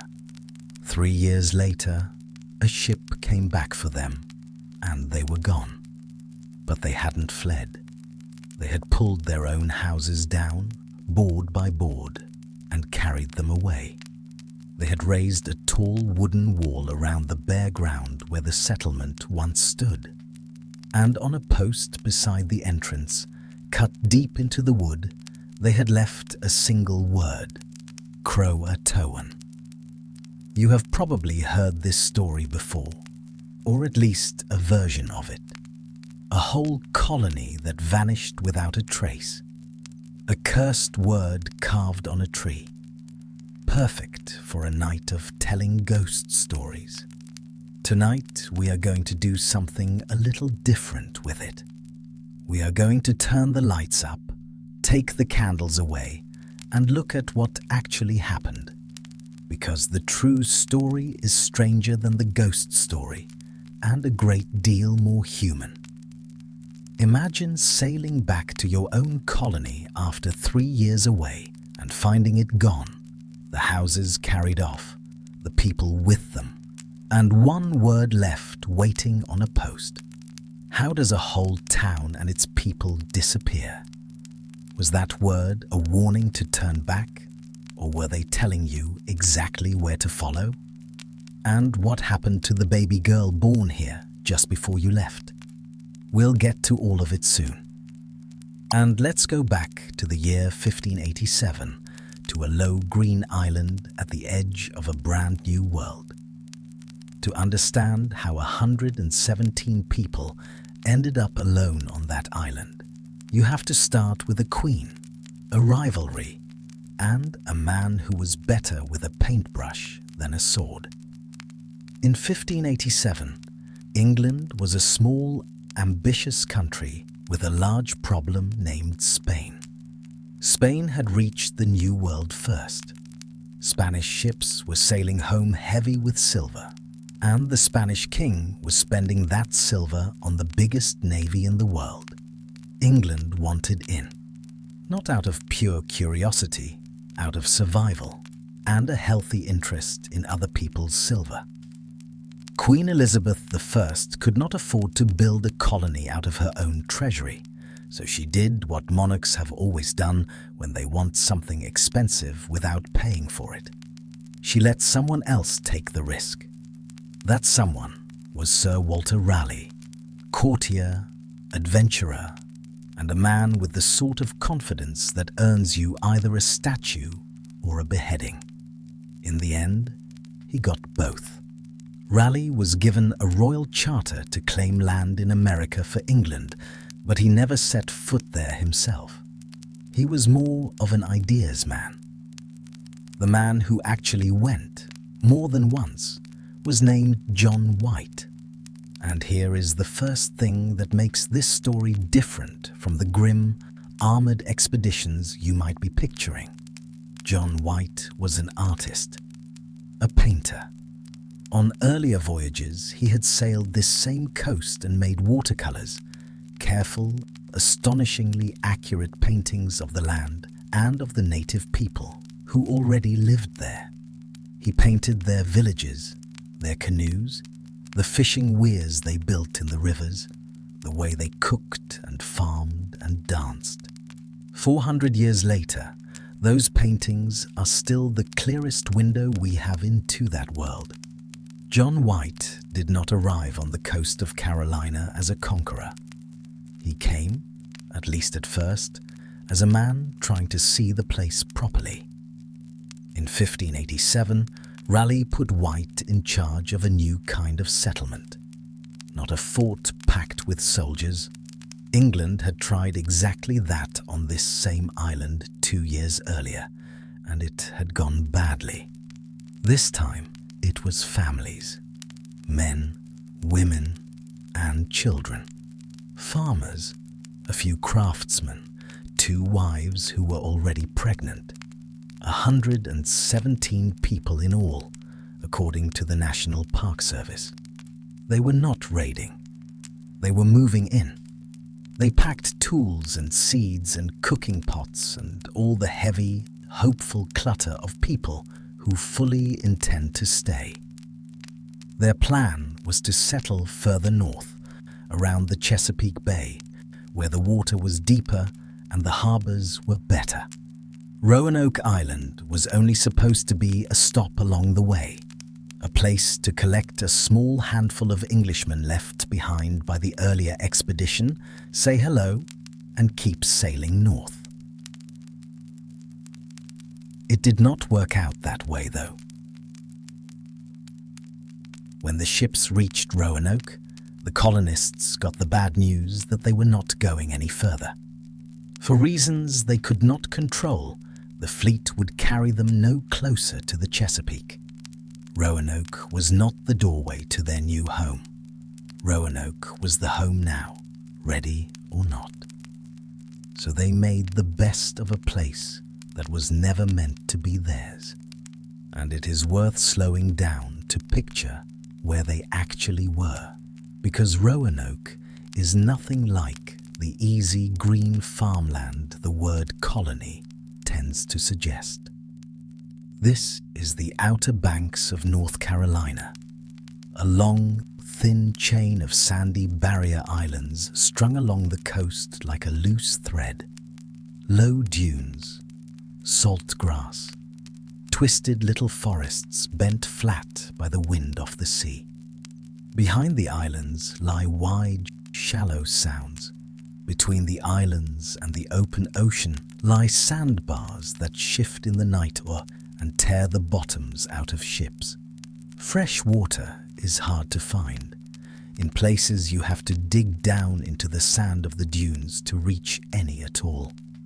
It is a beautiful place, and a difficult one, and in 1587 it was a very long way from anyone who could help you. Into that place, the colonists unpacked their lives. From the first day, there was work, and plenty of it. They rebuilt and repaired the houses the earlier expedition had left behind, patching roofs and walls against the wind that came off the sea and never quite stopped. They cleared and worked the thin, sandy ground and put in what crops they could. There was wood to gather, meals to cook over open fires, nets and lines to work along the shallows, and the slow, constant business of turning a rough camp into something like a home. 2 of the women were far along in pregnancy, carrying children in a place with no doctor and no midwife but one another, and no help of any kind within 1,000 miles of salt water. There were small children, too, learning to walk on sand instead of on English grass. It was a full and demanding life, lived from first light, by people who had crossed an ocean and now had to wring a living out of a coast they barely knew.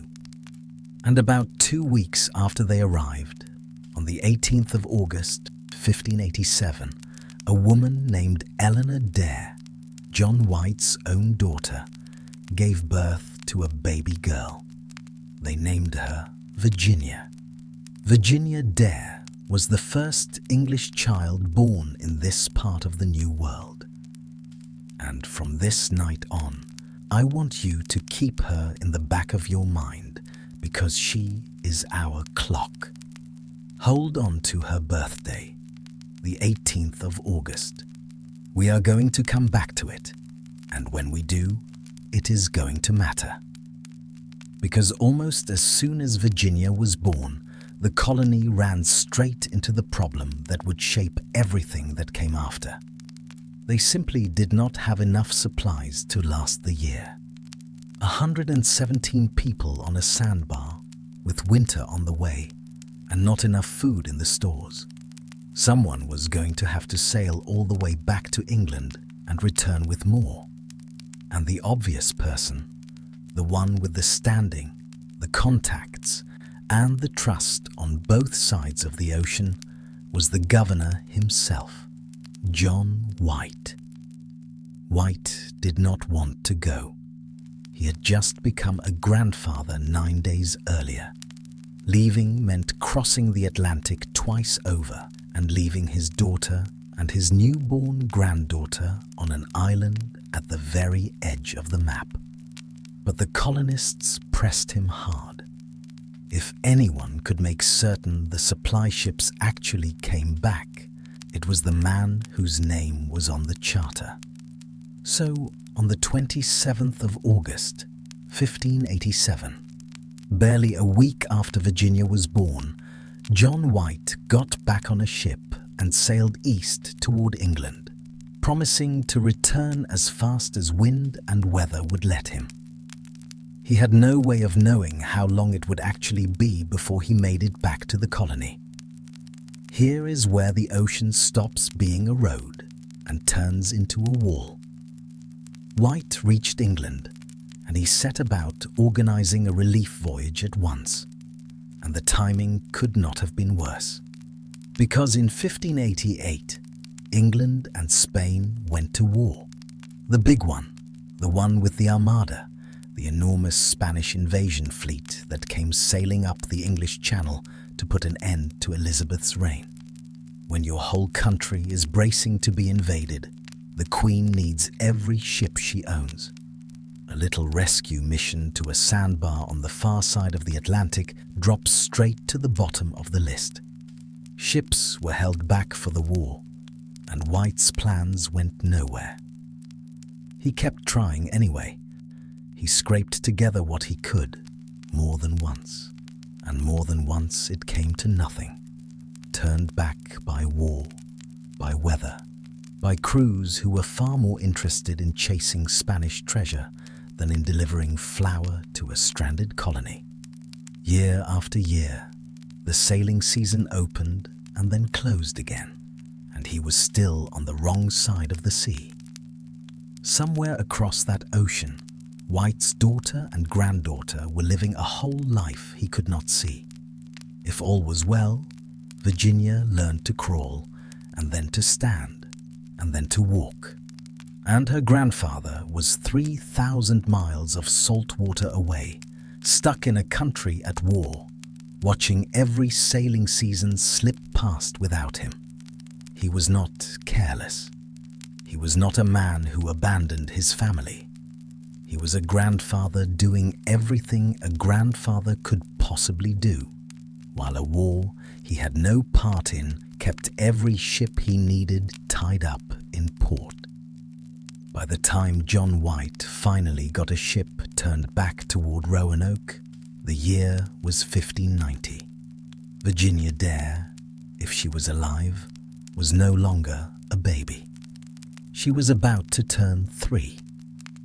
White's ship reached the Outer Banks in August of 1590, almost exactly 3 years after he had sailed away. As it happened, he came back right around the 18th of August, right around Virginia's 3rd birthday. I told you we would come back to that date. Here we are. Getting ashore was an ordeal in itself. As the ship came in toward the island, the men aboard saw smoke rising from the trees. To a man who had crossed an ocean carrying nothing but hope, smoke meant fire, and fire meant people, and people meant his family might still be alive a short row away. They steered for it. But the water in the Sounds is shallow and unforgiving, and the weather turned. One of the small boats they were using to cross from the ship to the shore overturned in the rough water near the beach. 7 men drowned within sight of the island they had come to rescue. White and the rest pressed on anyway, not because they were brave, but because his daughter and his granddaughter might be just past the tree line, and what else does a man do? By the time they finally got ashore, the light was going. White and his men climbed up toward the settlement in the last of the day, and here he did something that tells you everything about what was in his chest. He had a trumpet sounded, a long, clear English trumpet call into the trees. And when nothing came back, the men began to sing. Familiar English songs, the tunes from home, sung at full voice into the dark woods, so that any colonist who heard them would know that these were friends coming up the path, not raiders. They sang to the forest. No voice answered them. In the morning, White walked into the settlement, and what he found was not a battlefield. This matters, so hold on to it. There were no bodies, there was no blood, no sign of a struggle, no burned ruins. Instead, there was something stranger.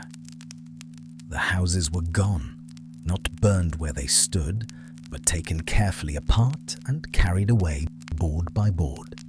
Around the spot where the settlement had been, the colonists had built a high wall of whole tree trunks, a palisade, the kind of thing you build slowly and on purpose, not in a panic. Heavy iron and lead goods lay scattered in the grass and going to rust, the things too heavy to carry. And when White went to the place where 3 years earlier he had buried his own chests for safekeeping, his books, his maps, his pictures, his armor, he found that they had been dug up, not by his colonists, it seemed, but by someone after them. His books were ruined. His armor was eaten through with rust. His careful paintings of that coast lay spoiled in the wet sand. It was the strangest kind of scene. Not violent, not bloody, just empty and tidy and deliberate. Wherever the 117 had gone, they do not seem to have been dragged. They seem to have packed. And then White saw the carving on the post. Before John White had sailed away 3 years earlier, he and the colonists had agreed on a plan, a simple one. If they ever had to leave Roanoke and move somewhere else, they would carve the name of the place they were going into a tree or a post so that White would know where to follow. And they added one more rule on top of it. If they were ever driven out by force, by attack, by hunger, by some disaster, they would carve a cross above the name. The cross was the distress signal. The cross meant something went wrong. So White, walking through that empty, dismantled settlement, was not just looking at the wreckage of his hopes. He was reading. He was looking for a message he had helped design. And he found it. First, on a tree near the entrance, 3 letters cut into the bark, C-R-O. And then, on one of the great posts of the palisade, at the height of a man's eye, carved clean and clear in full capital letters, Croatoan. Now, to us, 400 years later and raised on ghost stories, that word lands like a curse. But to John White, standing right there, it was nothing of the kind. Croatoan was not a riddle. Croatoan was a place. It was a real island to the south, what we now call Hatteras, and it was home to a real people, the Croatoan, who were friendly to the colonists and whose leader, a man named Manteo, had actually sailed to England and back and was an ally. White read that word and understood it exactly as it was meant. We have gone to Croatoan. Follow us there. And here is the detail that should settle something in your chest before you sleep. There was no cross. White looked and looked again, and found none carved anywhere. By the rule he had set himself, that meant the colonists had not fled in terror. They had not been burned out or driven off. They had left on their own terms, in their own time, calmly enough to take their houses apart and build a wall and carve a clear forwarding address into a post. The most famous word in this entire mystery was never a scream. It was a note left for a grandfather. Gone to Croatoan. Come find us. Before we go any further, we should slow down and meet the people whose name was carved on that post. For 400 years, the Croatoan have mostly been treated as the answer to an English riddle, a spooky word, a place a colony disappeared into. But they were not a word.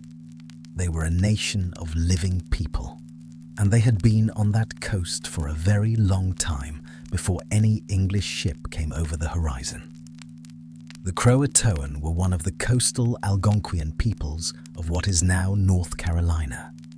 They lived on the Barrier Islands and along the Sounds, in towns, real towns, with houses built on frames of bent saplings and covered with bark and woven mats, set among worked fields and trees. They grew corn, beans, and squash. They fished the shallow sounds with nets and with long fences of stakes built out into the water, called weirs, that funneled the fish into one place.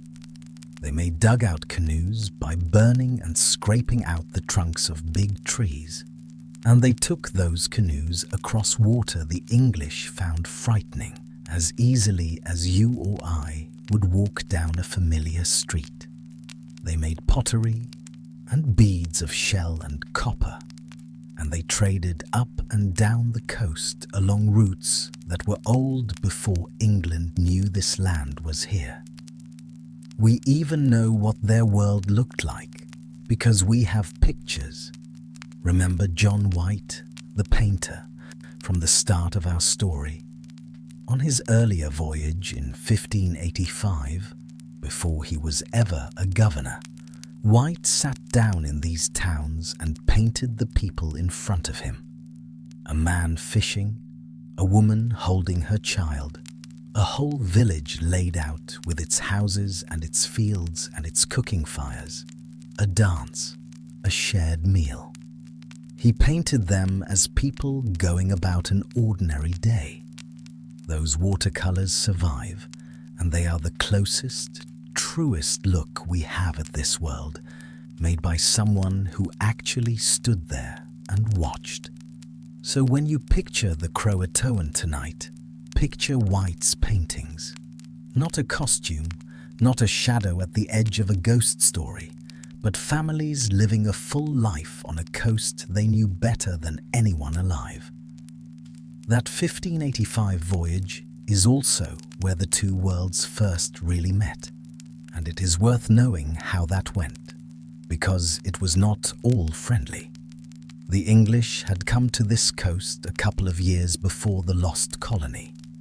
That earlier settlement we mentioned, the one full of soldiers. And the soldiers did what unsupplied soldiers far from home have a long habit of doing. They leaned hard on the local people for food. Tempers frayed, and before it was over, there was violence. And there were deaths. By 1587, some of the nearby nations had very good reasons not to trust an Englishman at all. So the friendships that did survive were not a given. They were rare, and they were worth a great deal.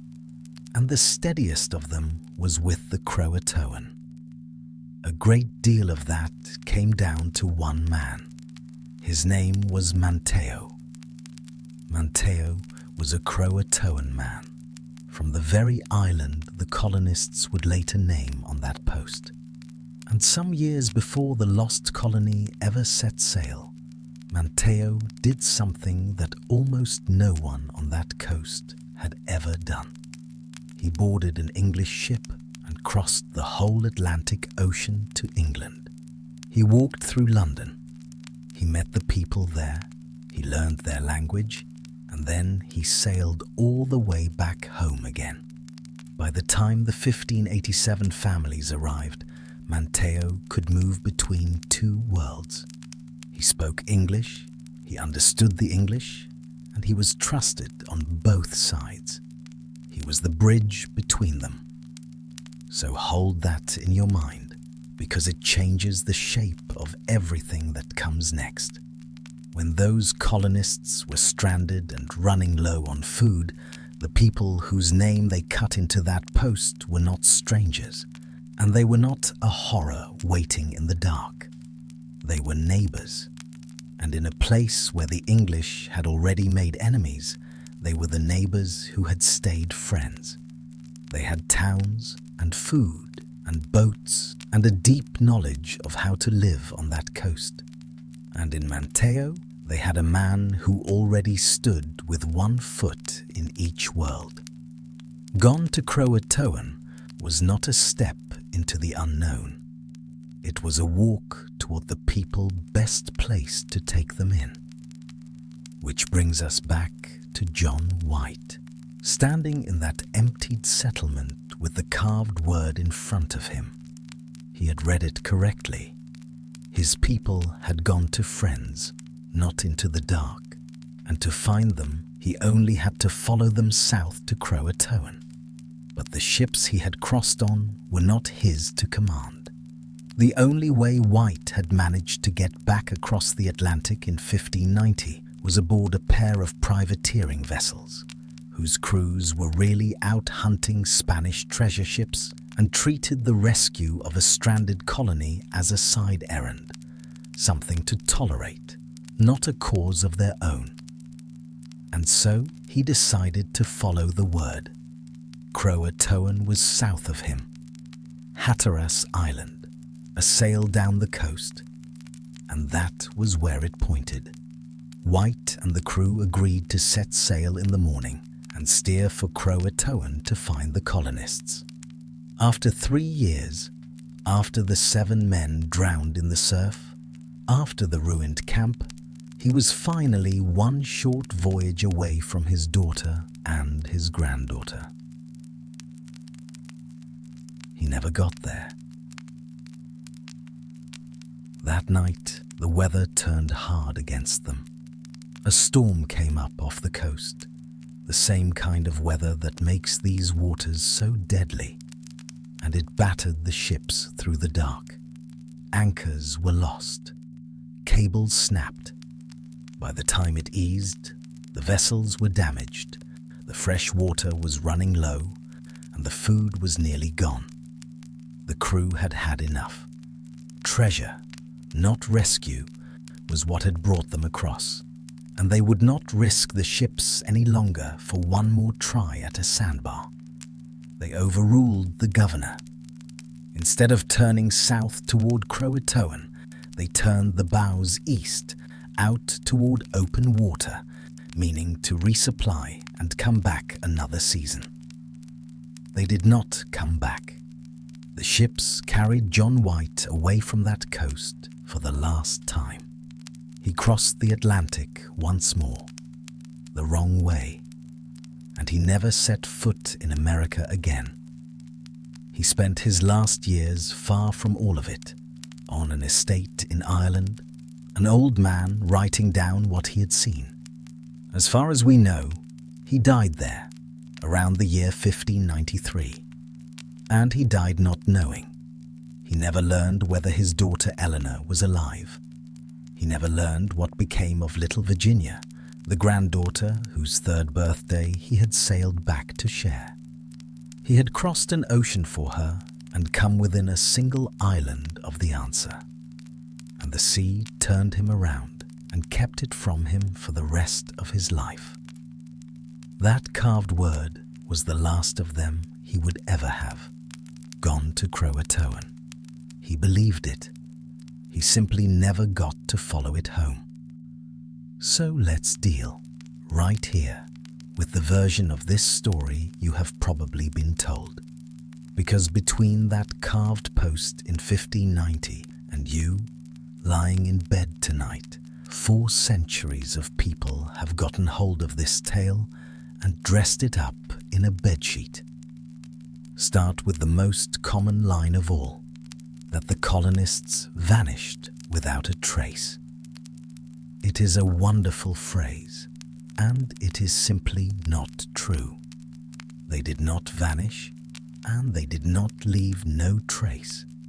They left a dismantled settlement, a deliberately built wall, 2 separate carvings naming exactly where they were headed, and a pointed absence of any distress signal. That is not without a trace. That is one of the clearest forwarding notices anyone has ever left behind. The mystery was never that there was no clue. The mystery is what happened after they followed it. Then there is the word itself, Croatoan, treated as if it were some dark incantation. A curse, a demon's name, a supernatural message. It was not. We just covered this. It was the name of an island and the people who lived on it, written down by a man who recognized it instantly. Spooky packaging, added centuries later by people who liked the chill of it. Underneath the packaging is a place on a map. You may also hear about the Dare stones. In the 1930s, a stone turned up near a river in North Carolina, carved with what claimed to be a message from Eleanor Dare herself, Virginia's mother, telling the sad fate of the colony. And then, after a reward was offered, more stones appeared. Many more.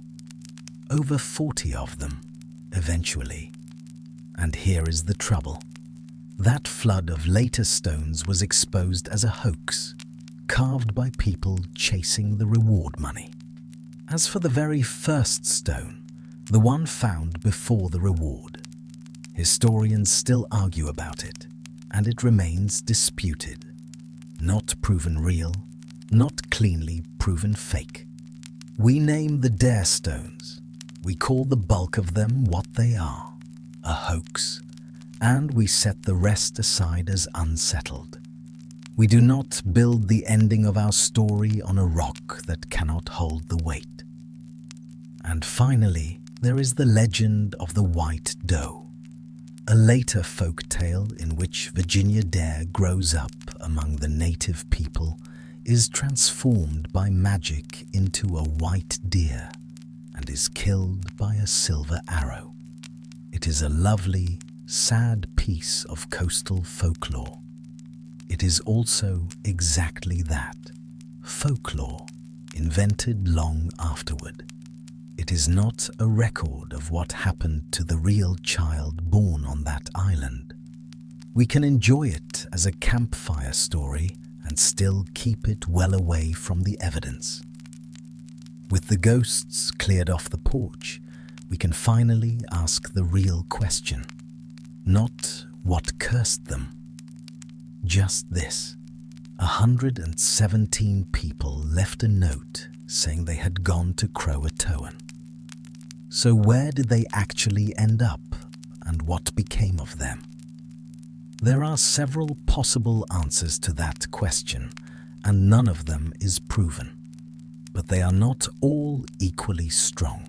So let me lay them out in order, beginning with the one the evidence leans toward hardest. The first and strongest is the simplest one. They did what their own carving said they did. They went to Croatoan, to Hatteras Island, and they went to live among the Croatoan people. Think about their situation. They were short on food, abandoned by their supply ships, facing another winter on a thin strip of sand. And a day's travel away were people they already knew, who already farmed and fished these waters and knew how to live here, and whose leader had been to England and was their friend. For hungry, stranded families, that is not a horror story. That is the obvious, sensible thing to do. You go to the neighbors who can keep you alive. And the ground itself has started to back this up. In recent years, archaeologists digging on Hatteras Island, where Croatoan once stood, have pulled late 16th century European objects out of the earth, mixed right in with the native settlement.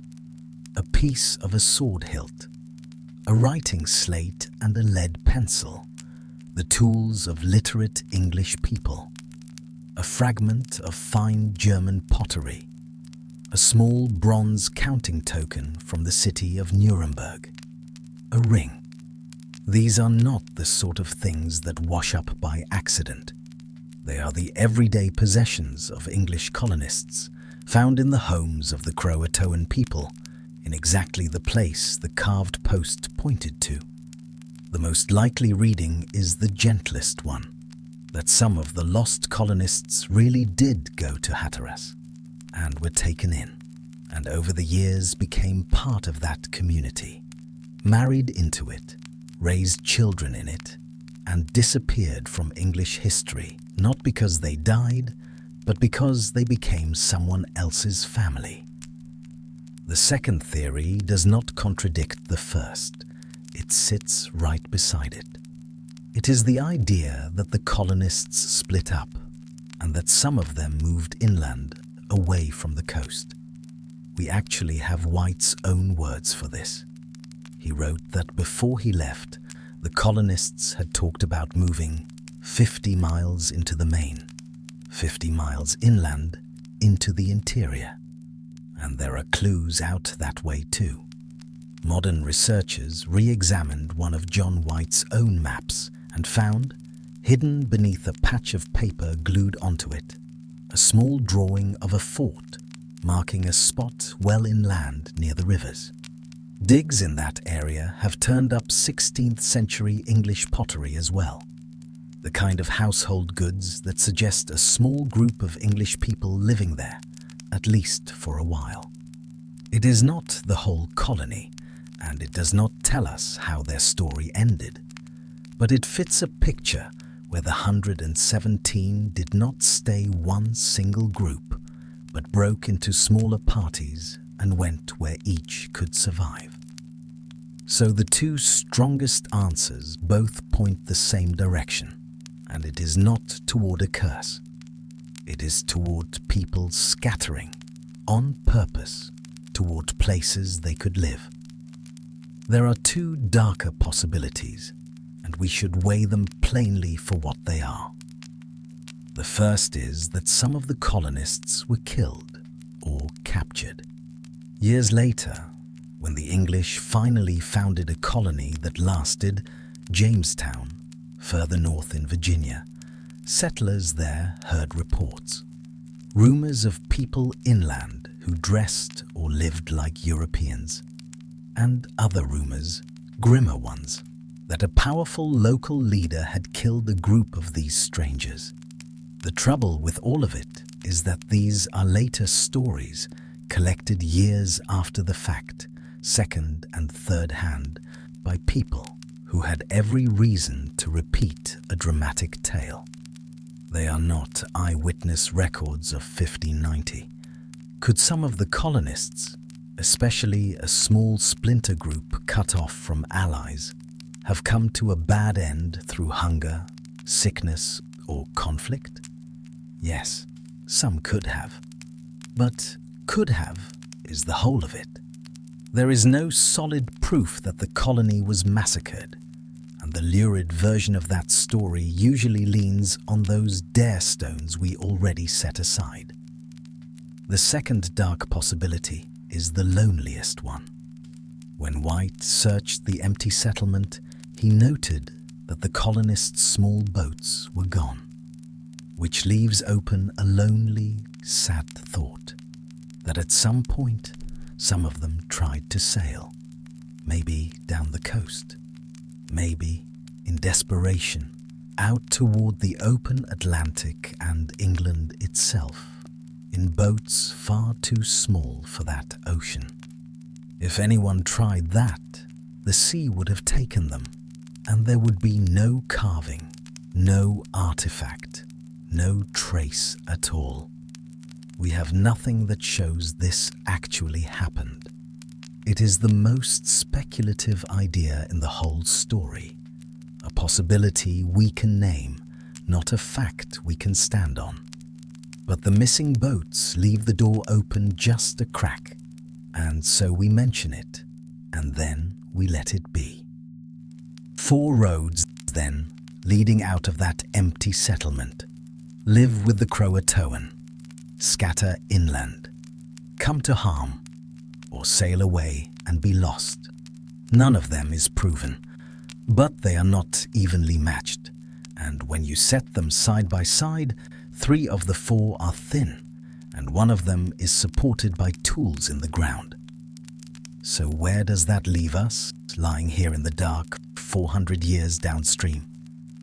It leaves us with a record that simply runs out. We cannot tell you, for certain, what became of all 117 of them. We cannot tell you what happened to Eleanor Dare, or to her husband Ananias, or to the little girl whose birthday we have been carrying this whole way. Virginia, who would have turned 3 the very week her grandfather came back to an empty island and a carved post. That part is true. Some doors in history stay shut. But we don't know everything is not the same as they vanished into nothing. When you clear away the curses and the cursed stones and the white deer, and you look at what is actually in the ground and in the records, the weight of the evidence points one way, and it is the most human way of all. These were not people swallowed by a spell. They were families who ran out of help and made a hard, sensible choice. They took their houses apart, they wrote down where they were going, and they walked toward the people most likely to keep them alive through the winter. The strongest clues we have, the carved word, the sword hilt, and the writing slate in a Croatoan village, the English pottery inland, all point not toward an ending, but toward a beginning somewhere else. Not death in the dark. A new life, in a new community, under a new name, fading out of one people's story by becoming part of another's. And there is something worth keeping about that. We tend to want our mysteries to end with a body or a villain. This one most likely ends with a meal shared, a roof offered, and children growing up on Hatteras Island who carried a little English and a lot of Croatoan in them, and never thought of themselves as lost at all. They only got that name from the people who couldn't find them. Today, if you stand on Hatteras Island, there is no palisade and no carved post. There is sand and seagrass and the same wide, shallow water the colonists once looked out over. Underneath it, every so often, somebody's spade turns up a 400-year-old token, or a bead, or a piece of a blade. Small, stubborn proof that English and Croatoan lives were once tangled together right there, on that beach, in a way the legend never made room for. That is where we will leave them tonight. Not in horror, and not without a trace, but on a sandy island at the edge of a new world, choosing to live. So let the questions settle. Let the island go dark behind you. The lights are already low. The blanket is warm. Your feet are tucked in. There is nothing left for you to solve tonight. Let it all go quiet and let yourself drift off. And we will be here to do this for you again tomorrow night. Sleep well.